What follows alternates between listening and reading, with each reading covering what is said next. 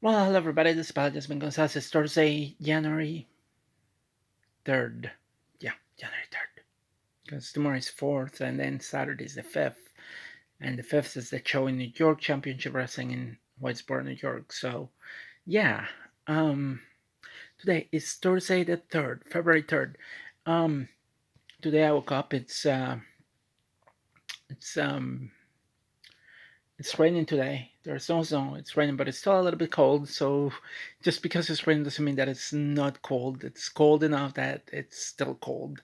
Um, Tomorrow I'm off tomorrow, but I have to take care of certain things, doing laundry, yada yada, and also I have to. I'm planning to go to a gym tomorrow because like it's my day off, so I plan to go to a gym. But I also have my appointment with my counselor, and then I have D&D game, Dungeons and Dragons game. I've been playing. Um, a druid in fifth edition. It's quite interesting. So the game is going. It's fun. I look forward every Friday to play. So that's what I'm doing.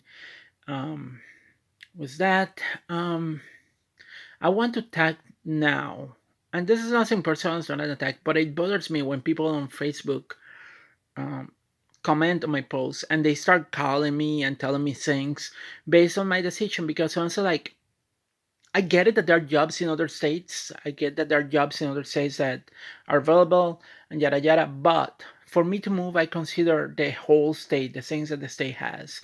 And for example, I'm not saying that here in New York is perfect, but me as a trans woman find it safer to be up here than if I move to a different state. And for example, one of the state in question was South Carolina. As much as I understand that there are jobs out there, the people that are commenting my posts, there are people that are not transgender. So we don't have the same experience there, you know. Being trans changed the whole game, you know. There's not like and it's not an excuse, it's just a way that people look at you, you know, because you don't fit the norm. So like I don't want to move to a place where I'm going to do have to deal with more drawbacks than what I'm already facing here in New York State. Because here in New York State, like even though I have a job, it hasn't been easy. Sometimes I have to deal with situations at work where people just bluntly misgender me and are not respectful. I'm not. That's why I said that here in New York things have not been perfect. Just because I'm here in New York doesn't mean that I don't experience a level of transphobia. I've had people at my workplace telling me that, "Oh, why did you transition? You like wrestling. You have too much masculine energy. You should have never transition." Like I have had to deal with that situation. Now this is here in New York State, and New York State supposedly is progressive, you know. But imagine if I go to a different place where people don't talk about these things, where being trans is seen as a sin, where being gay or part of the LGBT community is seen as an evil, and there's not too much acceptance. So imagine being in a place like that, because that's what I see when I mention when they're mentioning the South Side. That's what I see down there, because down there are no, like New York State at least have protections for when for trans people in the law.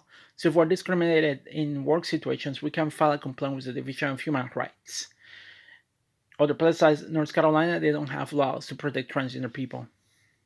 So we're dealing with things that I have to consider myself as a transgender person before moving to a different state. And to me, it's unfair that people will comment and will just start getting angry at me, telling me, "Oh, that's not a fear, yada yada." Like, no, it is a legitimate fear. It is a legitimate concern, you know, because that's my life that I'm talking about. And to me, there's more than just a job that I have to consider. You know, I also have to consider the culture. Will I fit in there? Where or am I going to be an outcast? Honestly, here in New York State, even though, like I said, things are not perfect, there's still a community. There's outreach that we do. There's a community, a good LGBT community where I can go to meetings, find support, find people that share that are part of the community too. So I'm not alone. I don't feel alone. I don't feel like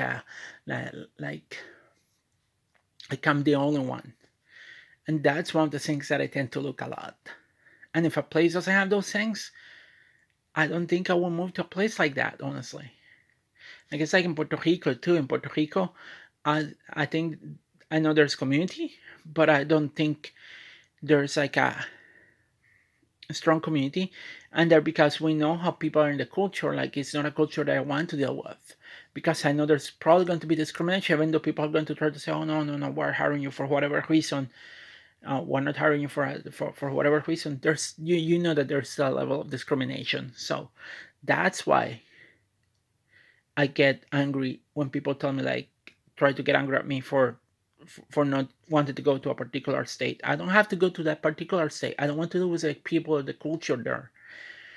Visiting Puerto Rico is a different thing, but living in Puerto Rico is kind of like a different monster because I don't want to deal with the culture there. I don't think I can be in a world where people are going to look at me what I have to deal with more than what I'm dealing up here. And you know, like I said, here is not perfect because I work in retail and there's a lot of people that misgender me at work, especially customers and sometimes even co-workers too.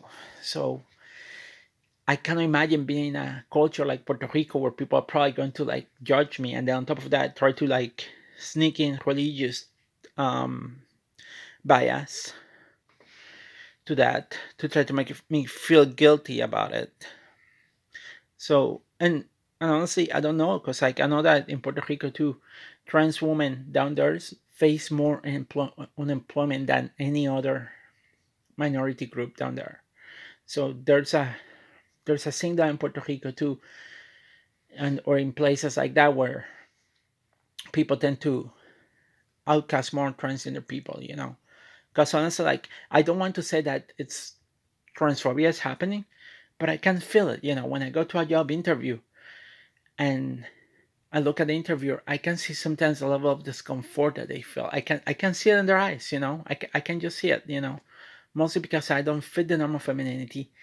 So I can see in their face. It's difficult to not see it, you know, because you can see it. You know when they are feeling uncomfortable when they try to give you um make things a little bit more difficult than they sound when they try to when they try to present the work as something more difficult, when they try to present things as um,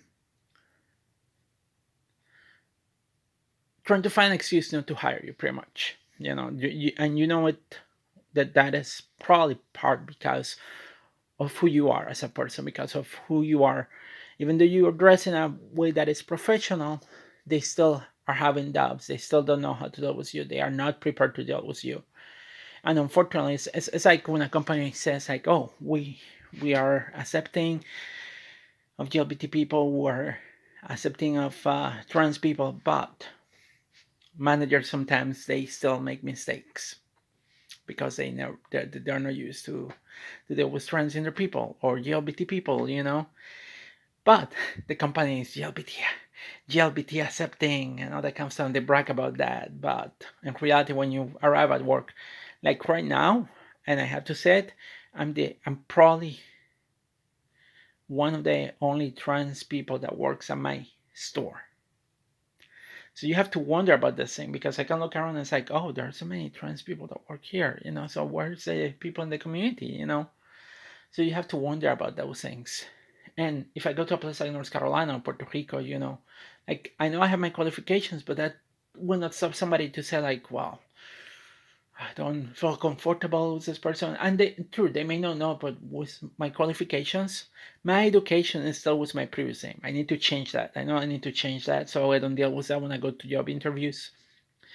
Um, I need to find a way to change that so I don't have to deal with that. So I need to probably do try to find out how to change that so I don't have to tell anybody about my past anymore.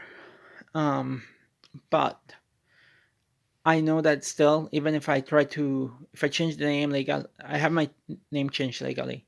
I did that years ago in 2011. But if I change my education, my name in my education documents, even with that, there's still going to be a level of transphobia when I go to job interviews. It's just going to happen, you know, especially when you don't fit the norm of femininity, when you're not like, I'm a big woman. I have muscles. I tend to dress in a, I mean, I wear blouses and slacks, which are feminine, but people still can judge you. People can be judgmental even though they don't want to. So dealing with those perceptions that people may expect me to look in a certain way, um, that's something difficult to deal with. And even if I change my name, it's not going to guarantee that I'm going to quickly get a job in a particular state and that I'm not going to experience problems if I move to a particular state. And like I said, here in New York State, it has been easier. I have gotten to know people and it's been more accepting than other places, but I cannot imagine if I move to a place like North Carolina, what's going to happen, how the experience is going to be, how are people going to react when they see me around, um, because that to me is also important because I don't want to just be afraid for my life down there when I go through my daily life, and like I said, I'm not saying that here in New York is any better because there are still things that happen here, but things are my chances of surviving here are greater, and I got resources that are in place that I can use if I need to. Because if I get discriminated in a workplace situation, I can file a complaint. I can defend myself. I can file a complaint and I can request this a third party by the state to look at the situation. Meanwhile, I don't know how it's going to be in that state that don't have protections for people like me. How it's going to be? Oh, I got fired for being trans, or they treat me in a certain way. I may not be able to do anything, and I will be in a worse position down there than I am here. So those are my thoughts. And if people haven't thought about it because of whatever reason, like you need to be open about thinking that way because maybe because you haven't experienced because you're successful, but you're not trans. You're not going through what I'm passing through right now. And that's the thing. You have to put yourself in my shoes. You have to come understand what I'm dealing with before trying to tell me like, oh yeah, it's all going to happen. I don't know what you're talking about. Instead of being so dismissive, because honestly, that's why I'm angry at that situation, and that's why other people posted and commented, and that's the part that you don't understand about what I'm dealing with. And if you don't understand it, I don't know how to explain it to you honestly, because honestly, like, you need to have that perspective, being able to put yourself in that person perspective, honestly, and and that's the thing, like I'm not going to go to a place where I'm going to have it harder than the situations that I'm dealing with right now. Anyway, that's how I got. Peace, everybody. Stay safe.